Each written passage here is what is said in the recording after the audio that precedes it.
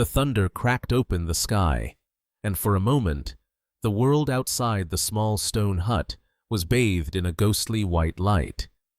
Inside, the air was thick with the scent of rain, sweat, and fear. Jedediah Stone's knuckles were white as he gripped the cold rifle, his eyes fixed not on the storm, but on the two wars being fought within those four walls.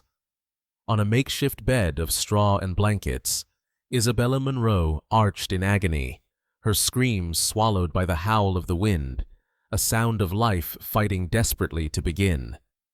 In the shadows by the door, his face slick with rain and malice, stood Caleb Thorne, a devil cloaked in a charming smile, his presence a promise of death.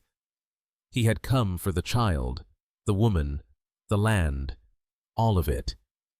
Jedediah stood between them, a broken man who had already buried 7 hopes in the cold, cursed earth of his ranch, and had sworn he would not bury another.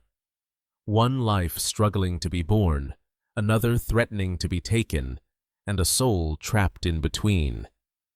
This single cry of a newborn, piercing through the heart of the tempest, was both an end and a beginning. But how did a silent rancher haunted by ghosts, a cast-out girl sold for a pittance, and a silver-tongued demon converge in this cataclysm of fate? What desperate bargains and silent promises led to this night? Stay with us to witness their full story. If you believe love can bloom from the ashes of despair, show your support with a like, share this tale of survival, and subscribe to Wild West Love Stories for more romances forged in the heart of the frontier. Part 1. The Price of Silence. The transaction was as barren as the land itself, conducted under a merciless sun that bleached the very color from the sky. Jedediah Stone stood beside his horse, the leather reins slick with sweat in his palm, his gaze fixed on a point just beyond the warped doorframe of the shack. He did not look at the girl, not yet. He looked at her mother, Maeve Monroe, a woman whose eyes held the cold, hard glitter of a prospector who'd finally struck a vein of gold, never mind that the gold was her own flesh and blood. 2 silver dollars, dull and heavy, lay on the upturned barrelhead between them, alongside a jug of whiskey he'd brought from town. Maeve's tongue darted out to wet her cracked lips as she shoved her daughter forward by the shoulder. "She's strong," Maeve rasped, her voice a dry rustle of dead leaves. "Good for work. And quiet. Won't give you no trouble."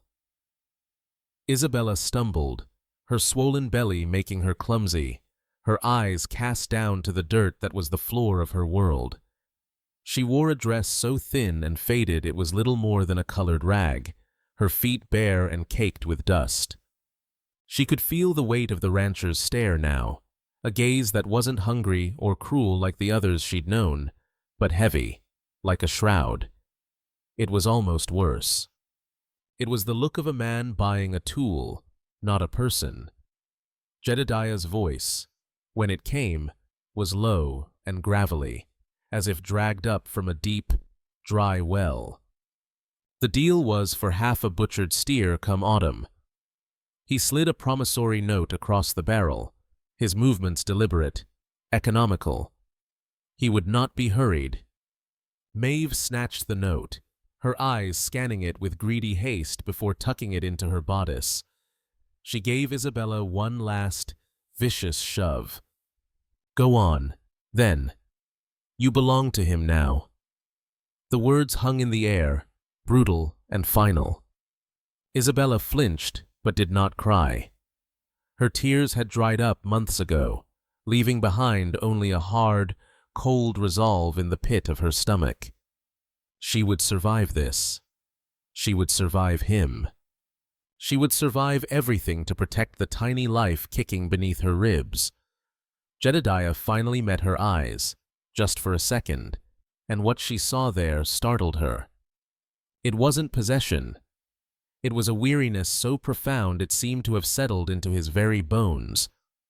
He gave a curt nod toward his horse, a silent command. The ride to his homestead was a journey through silence.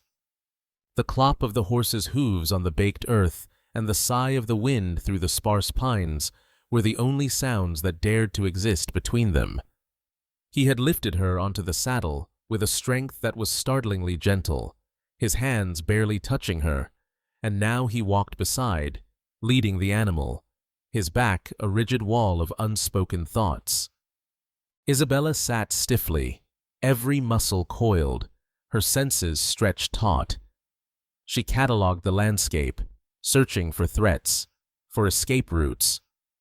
They passed rolling hills dotted with stubborn cattle, their hides the color of dust, and crossed a shallow, meandering creek where the water ran clear over smooth stones.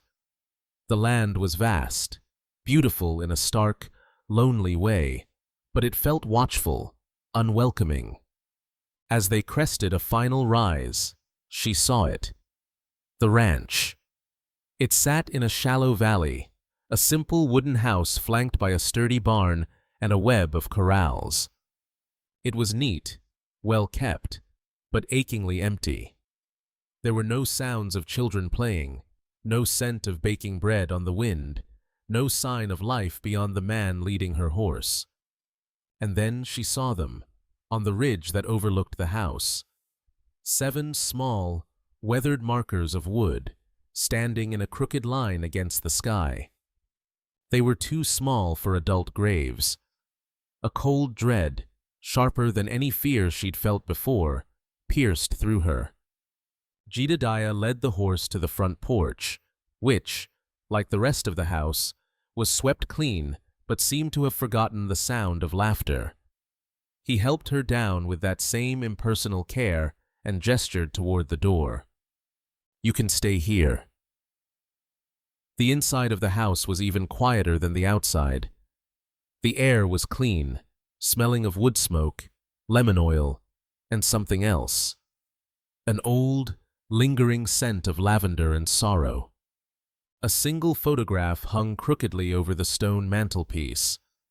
A woman with kind eyes and dark hair, her hands wrapped around a baby blanket.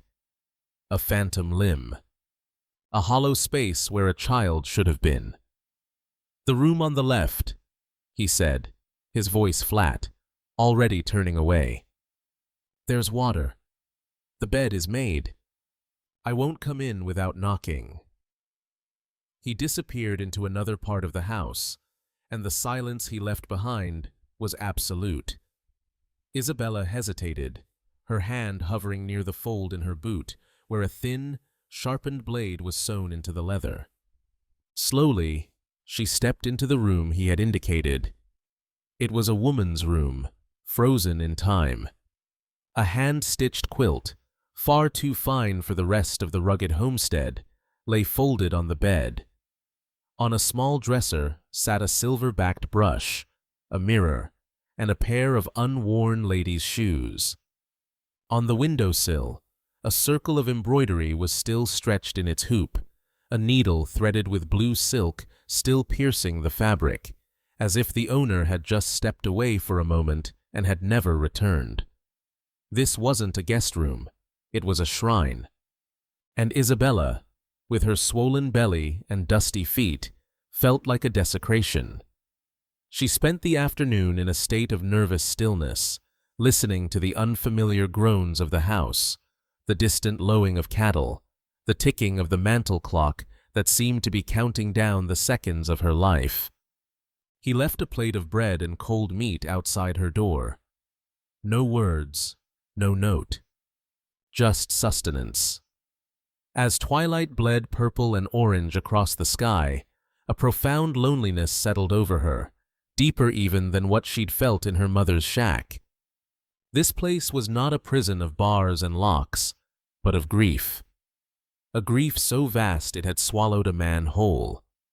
Later, unable to bear the suffocating stillness of the room, she began to clean, to impose some small order on the world. It was a habit born of a lifetime of chaos. She dusted the dresser, straightened the quilt, and opened a small, cedar keepsake box that sat on the bedside table, intending to wipe it clean.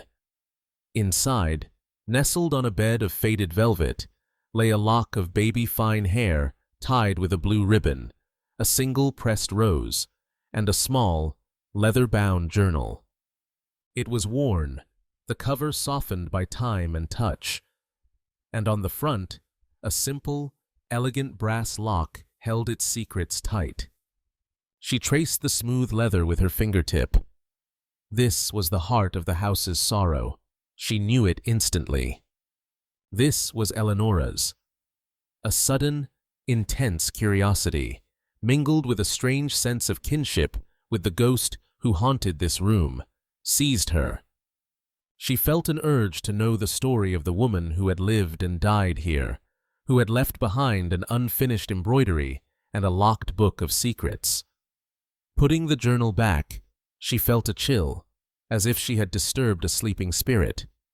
She walked to the window, pulling back the lace curtain to gaze out at the darkening landscape. The moon was rising, casting long, skeletal shadows from the pines. The 7 markers on the ridge were barely visible, like teeth in a grim smile. She wrapped her arms around her belly, a protective gesture. She and her child were utterly alone here, adrift in another's tragedy. And it was then that she saw it. Far down the trail, at the edge of the property where the moonlight tangled with the deep woods, a figure stood. It was too far to make out any features, just a silhouette of a man, tall and still, watching the house. He wasn't moving, just standing there, a silent, unnerving sentinel. Her heart hammered against her ribs. Was it a neighbor? A traveler? Or something else? The silence of the ranch suddenly felt menacing, the isolation no longer a comfort, but a trap. She stared, unblinking, until her eyes watered, and then, as if sensing her gaze, the figure turned and melted back into the impenetrable darkness of the trees, leaving Isabella alone with the ghosts inside and a new, unknown threat lurking without. The night was no longer quiet. It was listening. Part 2. Poisoned water, poisoned words. The days that followed fell into a rhythm dictated by the sun and the silence. Jedediah would rise before dawn, the scrape of his boots on the floorboards the only alarm clock, and be gone for hours, tending to the vast, lonely expanse of his land. Isabella learned the geography of her new world from the kitchen window. The way the light moved across the valley, the distant shape of Jedediah on horseback, a solitary figure against the immense landscape. The shadow she had seen that first night did not return, and she began to convince herself it had been a trick of the moonlight, a phantom born of her own fear. She did not remain idle. Idleness was a luxury she had never known, and it felt like a sickness. She began to claim small corners of the house as her own. She scrubbed the floors until the wood gleamed, patched the worn curtains with thread she found in Eleonora's sewing basket, and discovered a small, fallow vegetable patch behind the house which she began to till with a rusty spade, her hands finding a strange comfort in the soil. Jedediah never commented on these changes, but she would find a fresh bucket of water waiting by the garden in the mornings, or a newly sharpened spade leaning against the wall. His silence was no longer just an absence of words. It was a language of its own, spoken through quiet actions. Yet, a new unease began to creep into her life. It started as a faint dizziness in the mornings, a wave of nausea that had nothing to do with her pregnancy. Then came a strange, metallic taste in her mouth after she drank water from the bucket Jedediah drew each day from the main well. She dismissed it at first, a symptom of her condition, but it persisted, a subtle poison that left her feeling weak and drained. The mystery of Eleonora's journal tugged at her, the small, locked book a constant presence on the bedside table.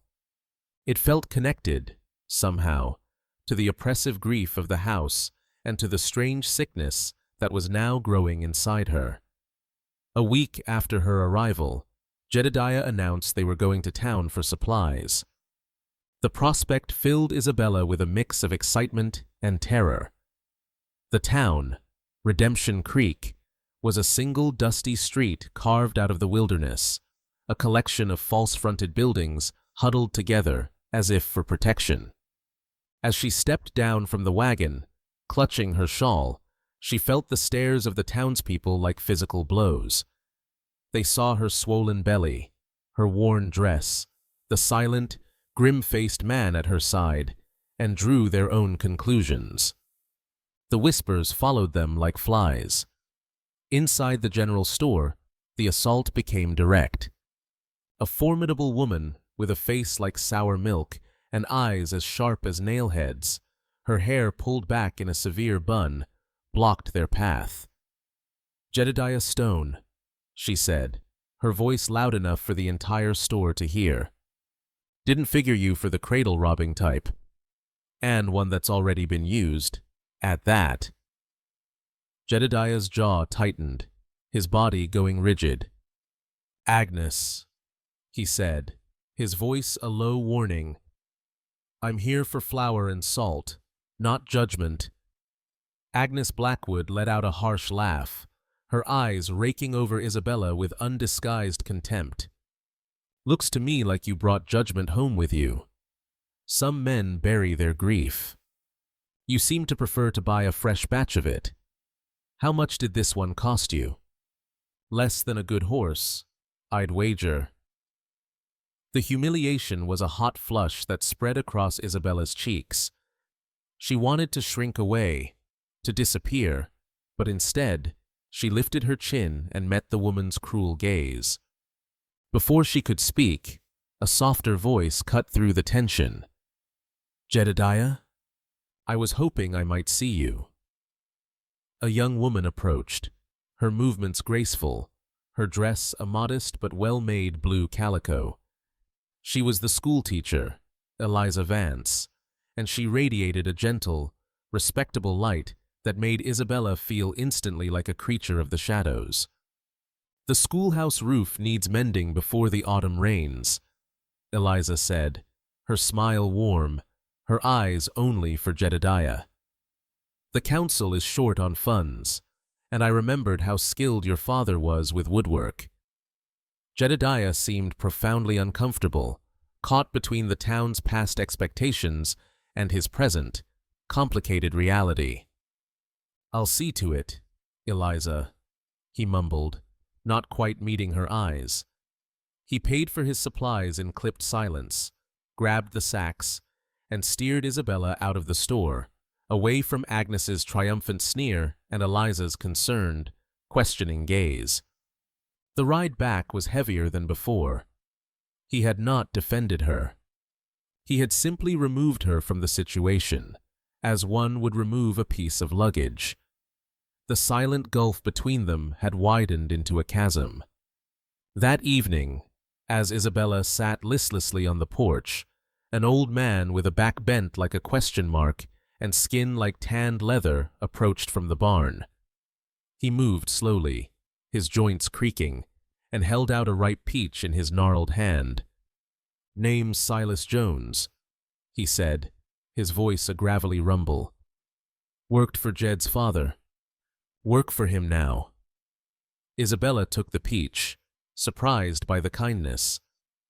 "He ain't much for words," Silas continued, nodding toward the house. "Never was. But he's a good man. This place, it's just full of sorrow. Buried too much of himself in this ground." He looked toward the 7 markers on the ridge, his eyes sad.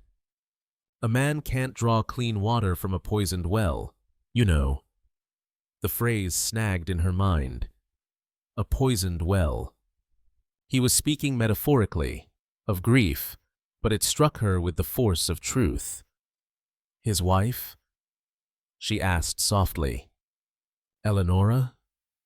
Silas nodded. "A fine woman. Fragile as a wildflower, loved this place, but it never loved her back. Kept her little treasures in a music box her father made her. Said the music kept the shadows away. He tipped his hat and ambled back toward the barn, leaving Isabella with a gift far greater than the peach. A music box. That night, with her heart pounding, she searched the room. She found it on the bottom shelf of the wardrobe, a simple wooden box with a faded carving of a lily on the lid. She turned the tiny key, and a tinny, hesitant melody began to play. And there, nestled in the worn velvet lining, was a small, ornate brass key. It fit the lock on the journal perfectly. With trembling hands, she opened the book. The first page was dated 10 years prior. The script was beautiful, a delicate, looping cursive. "I am with child again," it began. "Jedediah is so happy, but a familiar fear chills my heart. I pray this one will be strong enough to stay." Isabella's breath caught. She turned the page. The entries chronicled a growing excitement, then a creeping dread. Then, an entry from a month later made the blood run cold in her veins. The elegant script was slightly shaky now, the ink a little blurred. "The morning sickness is worse this time, a constant weariness that settles deep in my bones. Jedediah says it is God's will, a trial we must endure. But I fear it is something else, something I cannot name. I taste it sometimes, a faint bitterness in the water from the deep well, the one near the 7 Oaks on the ridge." Part 3. The Devil's Charm. The arrival of Caleb Thorne was not like a storm, but like a slow, creeping fog that rolled into Redemption Creek and poisoned the air before anyone realized they were suffocating. He rode in on a tired-looking bay mare, a man handsome in a way that seemed both roguish and gentle, his clothes dusty from the trail, his eyes holding a carefully crafted weariness. He didn't seek out Jedediah or the ranch. He went to the saloon, ordered a whiskey with a trembling hand, and asked the bartender about a girl who had run away, a girl with hair the color of corn silk and eyes full of lost stars, the love of his life, Isabella. The story, polished to perfection, spilled out of him like a prayer. He was a miner, he claimed, who had struck a small claim and was on his way back to marry her when he found her gone, vanished. He had spent months searching, following whispers and rumors, his heart breaking with every dead end. The performance was flawless. By noon, the entire town was buzzing with the romantic tragedy of the handsome stranger. The final, brilliant stroke came when he saw Agnes Blackwood crossing the street. He cried out, "Aunt Aggie!" and rushed to her, embracing the sour-faced woman with a sob that seemed torn from the very depths of his soul. Agnes, playing her part with chilling conviction, wept into his shoulder, proclaiming to the gathering crowd that this was her dear, long-lost nephew, a good boy who had been wronged, his heart shattered by a flighty, unstable girl. The narrative was set in stone. Jedediah Stone was no longer a tragic recluse, but a wealthy predator who had taken advantage of a poor, pregnant, and mentally fragile young woman. The town, eager for a villain, turned on him with a righteous fury. The whispers that had once followed Isabella now became a wall of open hostility directed at Jedediah. When he rode in for supplies, men would turn their backs. Women would pull their children close. The bank suddenly questioned the terms of his loan. The pressure was immense, a constant, grinding force designed to isolate him, to break him. The public confrontation happened on a Sunday, a calculated move by Caleb. As people filed out of the church, their hearts softened by sermons on forgiveness and redemption, Caleb stood waiting, his face a mask of sorrowful dignity. He approached Jedediah, who was loading a wagon nearby, and spoke in a voice just loud enough for everyone to hear. "Mr. Stone," he began, his tone respectful. "I mean you no harm. I am a simple man, and I have come only for what is mine. I have come for Isabella, the mother of my child." Jedediah's entire body went rigid. He didn't speak, his fury a tight, dangerous coil in his chest. His silence, which had always been his shield, now made him look guilty as sin. "She is unwell," Caleb continued, a tear tracing a clean path through the dust on his cheek. "She has episodes. She runs. It is my failing that I could not protect her from her own dark moods. Please, sir, let me take her home. Let me take care of my family." He held out his hands, a gesture of pure, heartbreaking supplication. Jedediah could only stare, trapped between the man's lies and the town's unwavering belief in them. He turned without a word, climbed into his wagon, and rode out of town, the collective judgment of Redemption Creek burning into his back. Meanwhile, back at the ranch, Isabella's world had shrunk to the brittle, ink-filled pages of Eleanor's journal. As the pressure from the outside world mounted, an even more terrifying pressure was building within her. The dizzy spells were more frequent, the metallic taste in the water more pronounced. She was living Eleanor's last months, page by horrifying page. She read of the third pregnancy, the fourth, the fifth, each beginning with hope and ending in blood and despair. Eleanor's elegant script became a desperate scrawl. "Jedediah builds another marker on the ridge," she wrote after the sixth loss. "He prays harder, works longer, but his silence grows. He thinks God is punishing him, but I know it is the land. I know it is the water. I drank only rainwater for a fortnight, and the sickness abated. Yesterday, I drank from the deep well, and the fever returned within hours. It is a poison, slow and patient. How can I make him see when he is blinded by faith and grief?" The words were a death sentence and a map. Isabella knew, with a certainty that chilled her to the bone, that she was slowly being poisoned, just as Eleanora had been. The man in town was a monster from her past, but the true killer was already inside the house, flowing from the spigot, clear and cool and deadly. The breaking point came the evening after the confrontation at the church. Jedediah stormed into the house, his face a thundercloud of controlled rage. He found her at the kitchen table, the journal open, her face pale and drawn. "What did you tell them?" he demanded, his voice dangerously low. "What trouble did you bring to my door?" The accusation, born of his own humiliation and the town's poison, struck her harder than a physical blow. "I brought no trouble," she whispered, her voice trembling but firm. "The trouble was already here, Jedediah. It's been here for years." He let out a harsh, disbelieving laugh. "So it's my fault?" The whispers, "That man, that is my fault." This was the moment, the midpoint.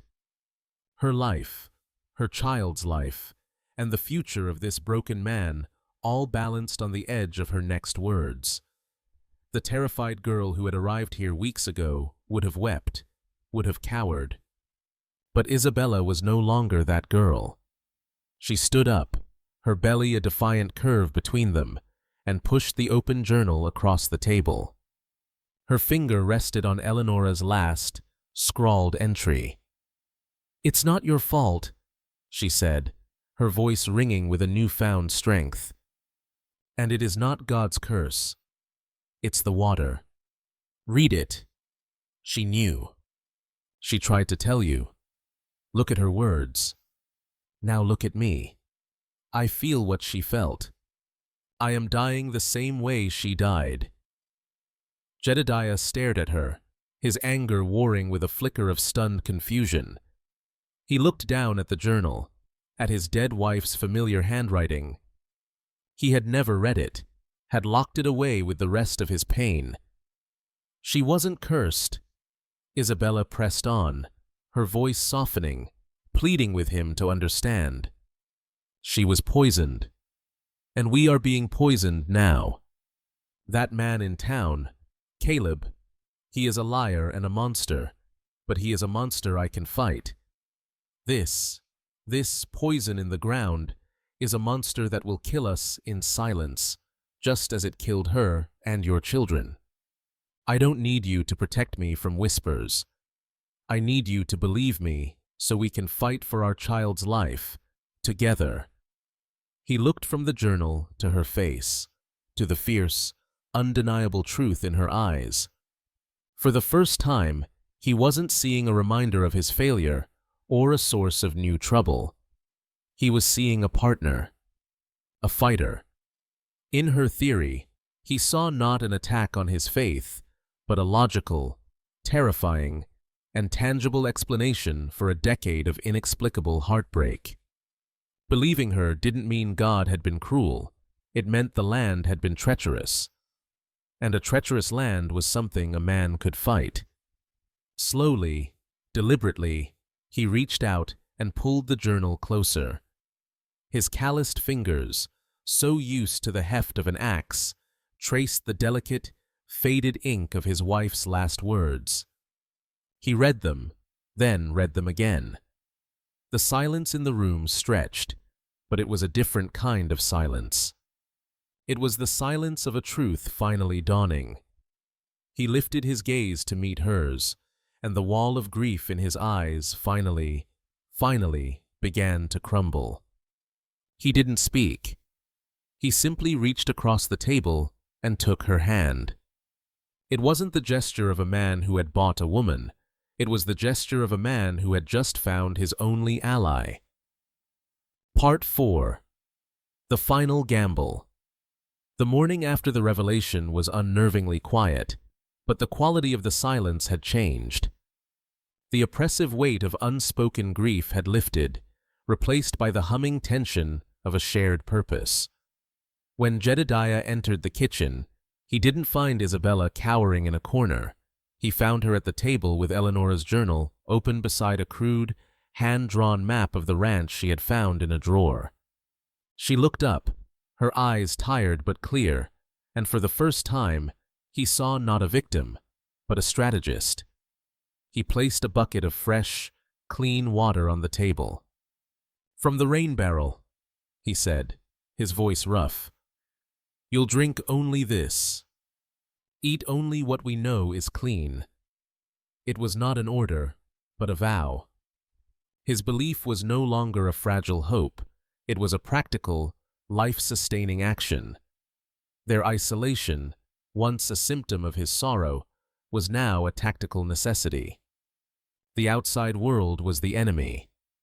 That truth was cemented when Jedediah rode into Redemption Creek alone a day later.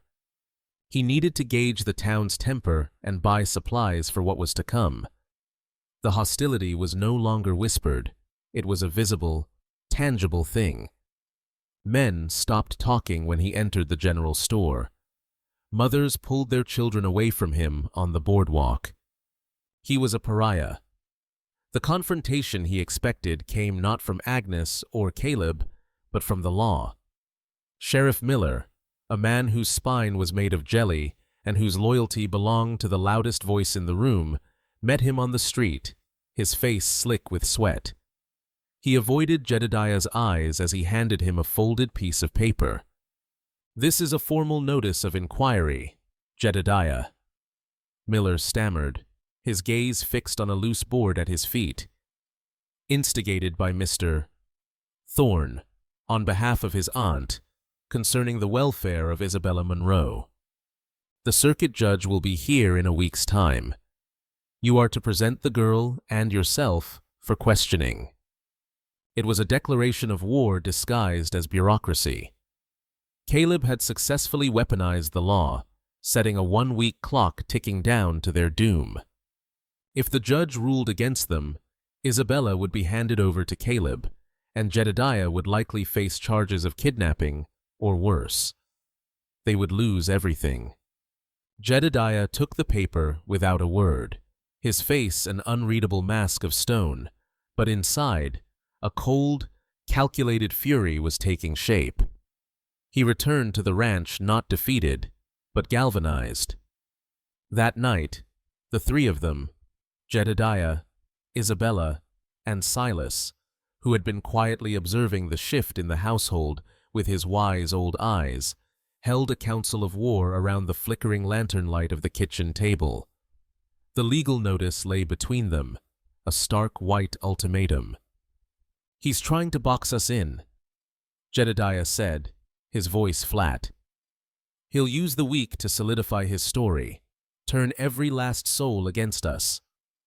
When the judge arrives, our word will mean nothing." Silas spat a stream of tobacco juice into a can. "That snake oil salesman is slicker than a greased pig in a mudslide. Words won't beat him. You need proof." All eyes turned to Isabella. She had spent the last day poring over the journal, not as a collection of tragedies, but as a field guide to their enemy. Her finger traced a passage near the end of the book, where Eleanora's despair had given way to a feverish, scientific curiosity. "She was close," Isabella said, her voice filled with a quiet intensity. "She writes here, 'The sickness is always worst after a hard rain. The creek swells, and the water from the deep well turns cloudy for a day. Father always warned me about the old Silver Creek mine, further up the ridge. Said they abandoned it because the hill was full of poison that leached into the ground.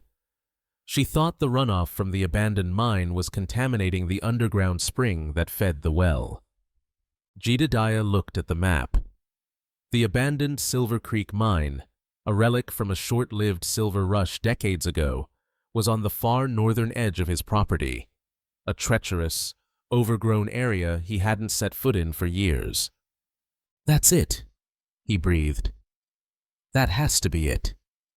The plan began to form, a desperate, two-pronged assault against their converging enemies. "Silas," Jedediah said, his gaze sharp. "You mentioned Caleb reminds you of someone." The old man nodded slowly. "Heard stories about a card sharp over in Blackwater Gulch about a year ago. A handsome fella with a silver tongue who cleaned out a half-dozen miners before vanishing with their dust. They called him Gentleman Cale." "That's our offense," Jedediah declared. "You and I will ride for Blackwater Gulch at first light. It's a 2-day ride, hard going. We find one of those miners, someone he cheated, and we bring them back to testify before the judge.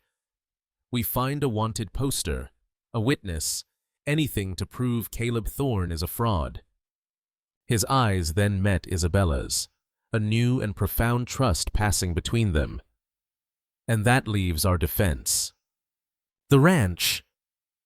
Isabella's jaw was set with determination. "While you're gone, I will find the proof.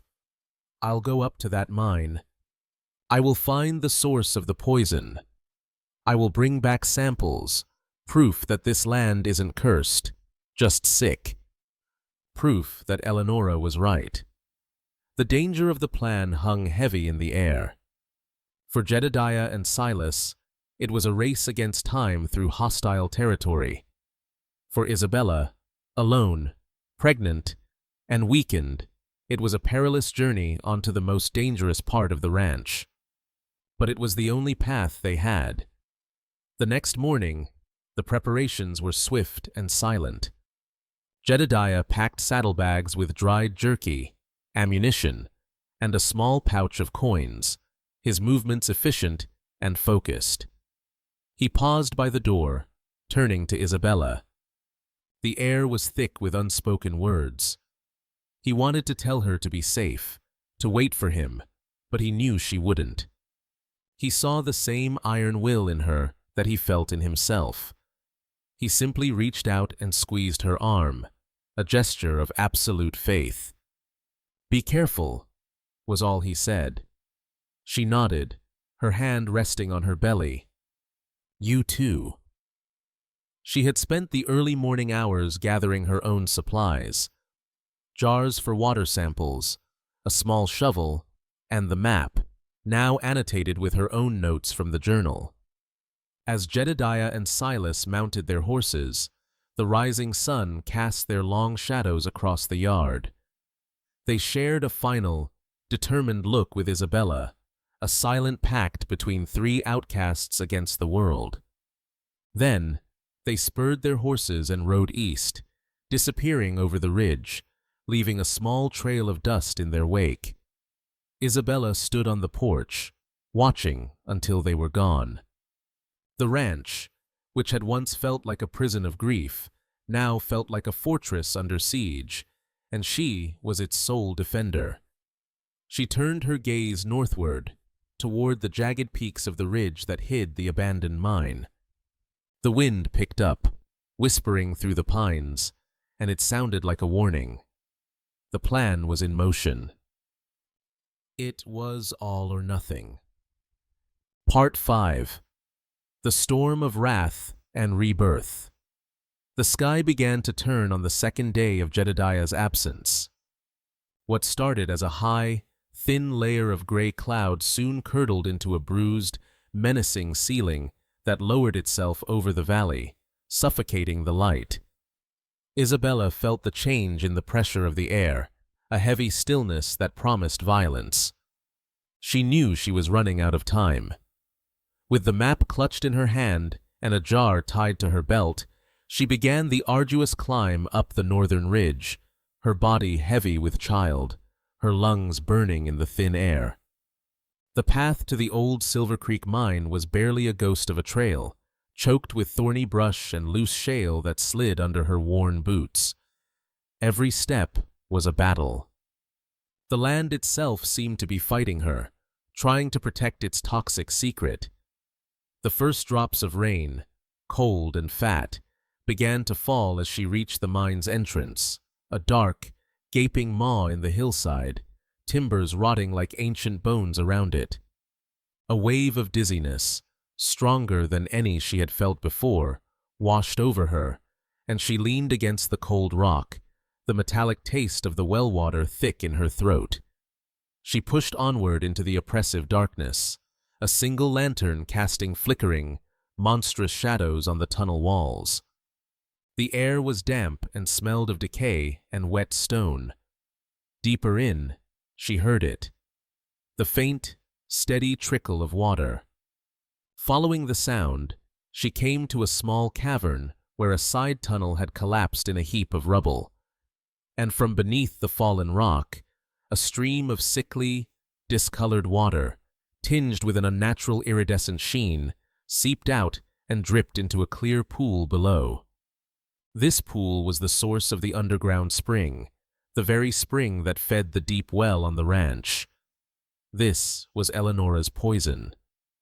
This was her child's enemy.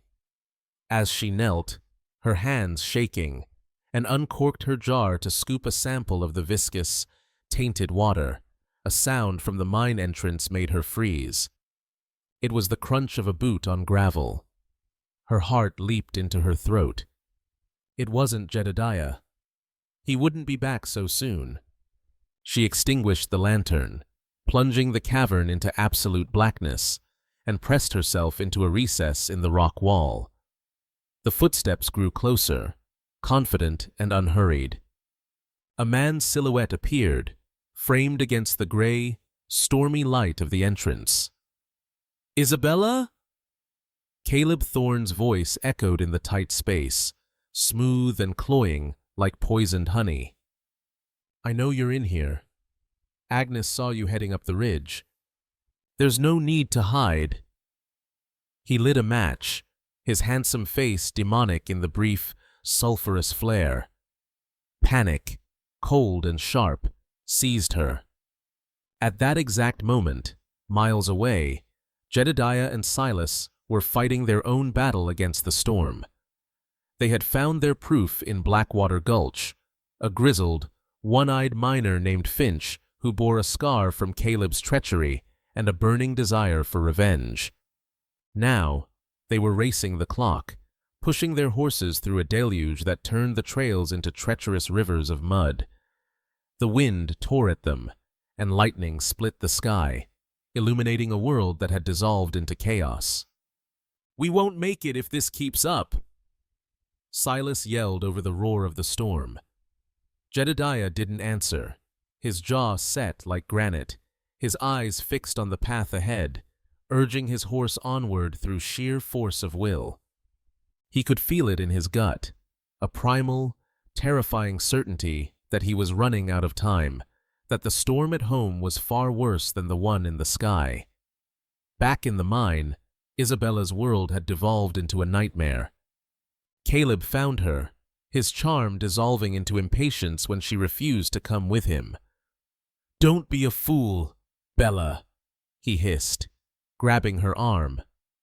"Your little fantasy is over. You, me, and our child, we're going to be a family, a rich one." It was then that the first pain hit her, a savage, clenching fist deep in her belly that stole her breath and buckled her knees. She cried out, a sound of pure shock and agony. Caleb's eyes widened, first in surprise, then in a flash of cruel opportunity. A baby, born now, would be the perfect tool to secure his claim. He began to drag her out of the mine, back into the raging storm. But Isabella fought back with the ferocity of a cornered animal. She swung the heavy jar of poisoned water, smashing it against his head. He roared in pain, staggering back, giving her a precious few seconds to flee. She scrambled down the muddy hillside, half running, half sliding, her only thought to get back to the house, to the rifle mounted over the mantel. The contractions were coming faster now, tearing through her with relentless rhythm. She made it to the barn, collapsing onto the damp straw, the pains overwhelming her, the world narrowing to a tunnel of agony. Just as she managed to drag herself up, she saw Caleb's figure emerge from the rain, his face contorted with rage. The final confrontation had arrived. He lunged for her just as the barn doors burst open with a deafening crash. Jedediah stood there, soaked to the bone, his face a mask of terrible fury, Silas right behind him with a shotgun leveled and ready. The sight of Caleb's hands on Isabella broke something inside Jedediah. The years of grief, of silence, of helplessness erupted in a single, guttural roar. He launched himself at Caleb, and the two men crashed to the ground in a tangle of limbs and brutal, desperate violence. It was not a fight of skill, but of pure, primal rage. Jedediah fought for the future, for the woman who had taught him to believe again, for the ghosts of the children he had failed to protect. Caleb fought with the viciousness of a man whose prize was being snatched from his grasp. As they battled in the mud and rain of the barn, another, more sacred battle was being fought in the straw. Isabella screamed as a final, all-consuming contraction ripped through her. The sound cut through the roar of the storm and the grunts of the fighting men. And then it was followed by another sound, high-pitched, furious, and undeniably alive. A baby's first cry. The sound of a miracle. For a heartbeat, everyone froze. The cry seemed to shatter the violence. In that moment of stunned silence, as Caleb's head turned toward the sound, Silas brought the butt of his shotgun down hard, and Caleb collapsed into the mud, unconscious. The fight was over. Jedediah scrambled to Isabella's side, his face wild with fear and awe. She lay exhausted but radiant, tears streaming down her face as she held a tiny, squirming bundle wrapped in her shawl. He reached out a trembling, bloodied hand and gently touched the baby's cheek. "A girl." Isabella wept, a laugh catching in her throat. "Her name is Lily." Jedediah looked from the perfect, tiny face of his daughter to the incredible, warrior woman who had brought her into the world amidst a tempest of violence and fear. The storm still raged outside, but inside the barn, the world was utterly silent, utterly still, held together by the sound of a new life and the breaking of an old curse. Part 6. Where the Roses Bloom. Sevens. The arrival of Sheriff Miller, flanked by 2 hastily deputized townsmen, was not the triumphant entrance of the law he had envisioned. He came prepared to rescue a damsel in distress from a brooding captor, but what he found in the chaotic aftermath of the storm defied all narrative. He found Caleb Thorne, the charming victim, bound and bruised, being watched over by the unwavering barrel of Silas Jones's shotgun. He found a one-eyed miner named Finch, whose testimony, delivered in a low, vengeful growl, painted a picture of Caleb not as a heartbroken father, but as a wanted swindler. He found a jar of iridescent, foul-smelling water on the kitchen table that seemed to hum with its own malevolence. He found Jedediah Stone, the supposed villain, kneeling in the straw, his face a mess of blood and tears and overwhelming tenderness as he gazed at the tiny, perfect infant in his arms.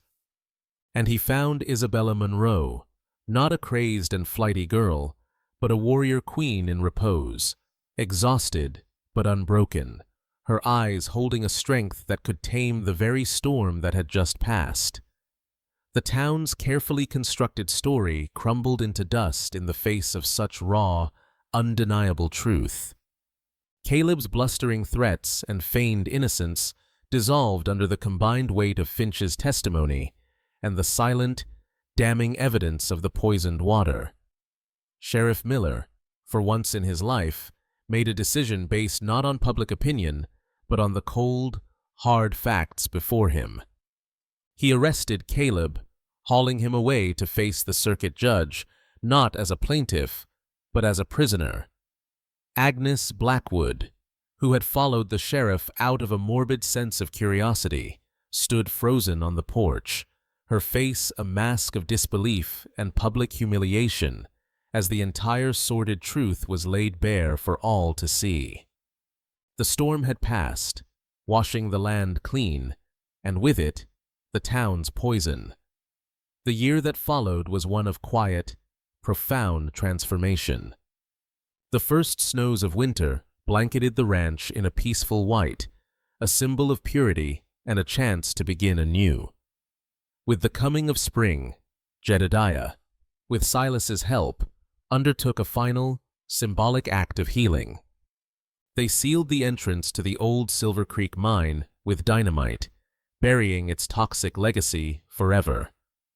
Jedediah then dug a new well, high on the western slope, where the water ran clean and sweet from the mountain springs.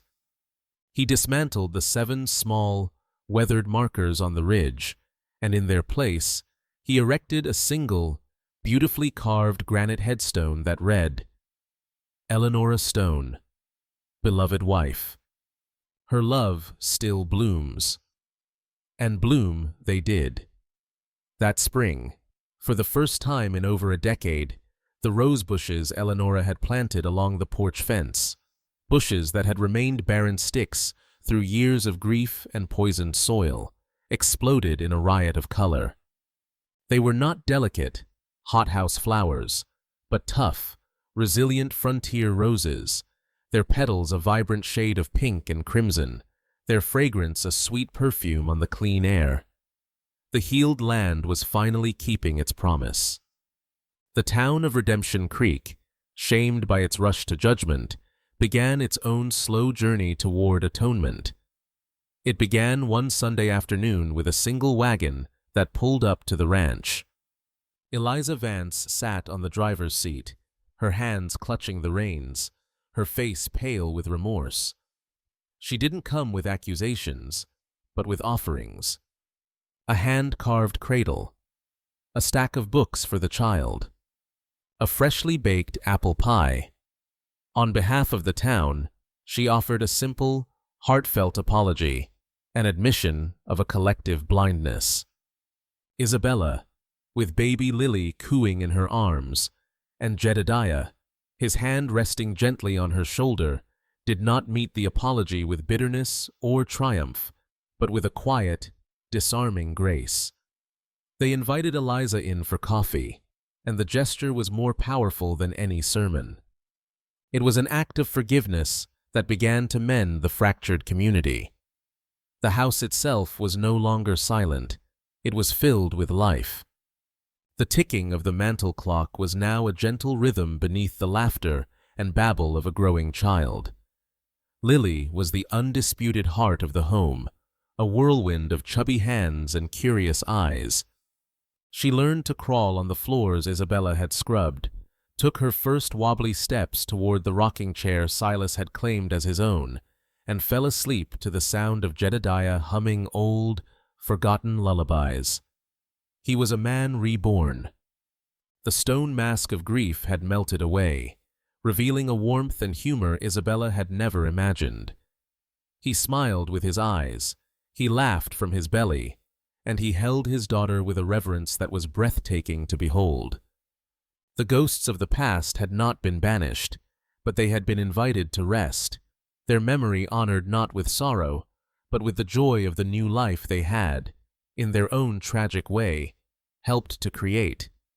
One warm evening, as the sun melted into a pool of amber and rose across the valley, Jedediah and Isabella sat on the porch swing, Lily asleep in the cradle beside them. The air was sweet with the scent of roses. He reached over and took her hand, his calloused thumb stroking her skin. "I finally understand," he said softly, his gaze on the blooming flowers. Eleanora wasn't just planting roses. She was planting hope. I was so lost in the dirt, I never looked up to see the sky. He turned to Isabella, his eyes full of a love so deep and steady it felt as solid as the mountains themselves. "She led me to the truth about the water. But you taught me how to drink again. You saved us, Isabella." She leaned her head on his shoulder, her heart full. "We saved each other," she whispered. He reached into his pocket and pulled out a small, intricately carved wooden flower, a lily, whittled from the light, strong wood of a hickory branch. He gently tucked it into her hair. It was a promise, a testament, a symbol of a love that had not been bought or sold, but forged in the heart of a storm and nurtured in the soil of forgiveness.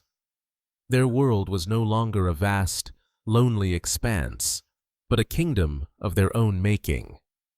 The final, perfect image of their new life came a few months later.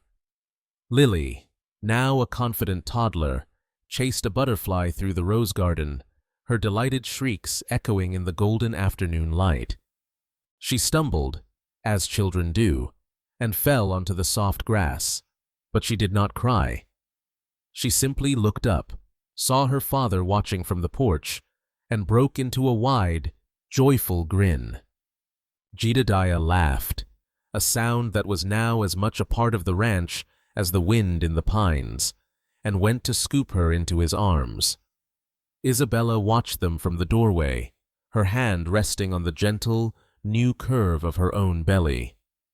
The land was healed, the family was whole, and their love story, once a tale of survival, had finally become a song of peace. Conclusion. Love from barren ground. Sevens. And so, the story of the silent rancher and the cast-out girl finds its peace not in the absence of storms, but in the strength they discovered while weathering them together. Their journey from a cold, loveless transaction to the warm heart of a family teaches us a profound lesson of the frontier. The deepest curses are not buried in the land, but in the silent grief we allow to poison our own hearts, and the purest water is not drawn from a well, but from a spring of unwavering trust. Jedediah and Isabella faced down every demon the Wild West could conjure, a manipulative monster from the past, a town blinded by judgment, and a hidden poison that had claimed an entire family. They discovered that a home is not built from wood and nails, but from the courage to believe in another's truth when you are lost in your own darkness. Like the roses Eleanor planted with so much faith, their love was not a delicate thing, but a resilient, stubborn force of nature that refused to wither. It bloomed not in spite of the harsh, unforgiving land, but because of it, its roots strengthened by the very ground that was meant to be barren. They proved that the greatest miracles are not those that fall from the sky, but those we build with our own two hands, piece by painful piece, until we have created a sanctuary of our own. What part of their journey from despair to devotion moved you the most? Let us know in the comments below. If you believe that even the most broken hearts can learn to bloom again, show your support with a like, share this story with someone who needs a little hope, and subscribe to Wild West Love Stories for more tales where love is the last and greatest frontier.